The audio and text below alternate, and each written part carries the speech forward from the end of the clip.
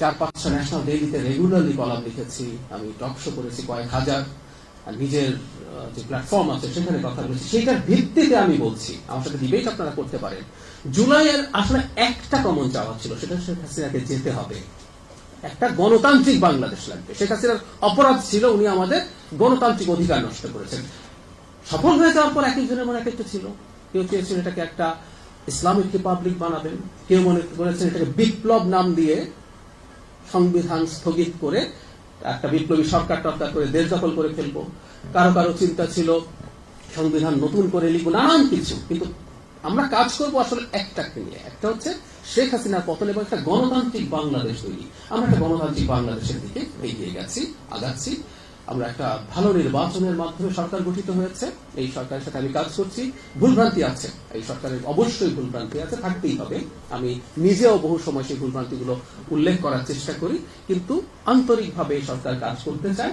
এবং জুলাইয়ের যে চেতনা বা মননে জুলাইয়ের কথা বলছে, মননে জুলাই আমরা রাখতে চাইবো এইভাবে যে একটা গণতান্ত্রিক বাংলাদেশ যাতে কন্টিনিউ করে, আবার যাতে নির্বাচনটা ঠিকঠাক মতো হয়। যে নির্বাচন আমরা পরাজিত হতে পারি, অন্য কোনো দল ক্ষমতায় আসতে পারে, কিন্তু ওই জায়গাটা ঠিকঠাক করে রাখা, আমরা এইটুকু যদি করতে পারি, আমি মনে করি আফটার সাম 15 or 20 years আমরা একদম একটা ডিফারেন্ট দেশ পাবো।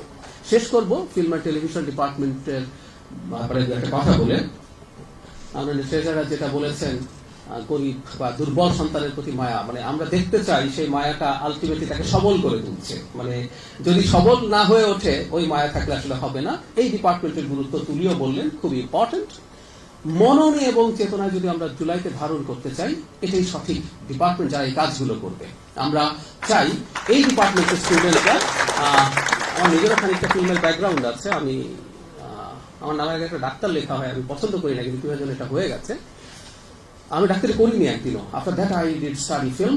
আমার ফিল্ম নিয়ে ফিল্ম বানাবো বলে ডাক্তারি করি নাই, ফিল্মও ঠিকঠাক বানানো হয় নাই, বাট স্টিল এখনো সেই প্যাশনটা আছে, সেজন্য আসলে এসেছি আজকে এখানে।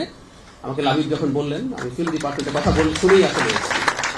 আপনাদের কাছে আমি যেতে চাই, নিজেদেরকে যোগ্য হিসেবে গড়ে তুলুন, যাতে ন্যারেটিভ আপনারা তৈরি করতে পারেন, ন্যারেটিভের দখল আপনারা নিতে পারেন, মানুষের সাথে কমিউনিকেট করতে পারেন।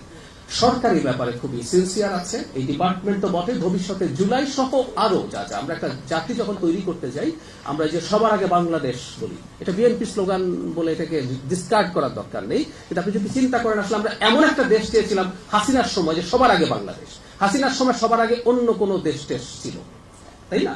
কিন্তু আমরা বলছি সবার আগে বাংলাদেশ, আমরা যে কোনো রাজনৈতিক মতাদর্শের মানুষ এইভাবে ভাবতে পারি। সো এই যে ন্যারেটিভ বিল্ডিং, এটা এই ডিপার্টমেন্টটা করবে। আপনারা, আবারও বলছি, একাডেমিকলি পড়ুন, প্রচুর ফিল্ম দেখুন, বানানোর চেষ্টা করুন, পরীক্ষা নিরীক্ষা করুন।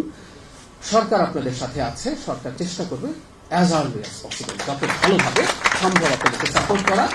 আর বায়াস থাকা ঠিক না।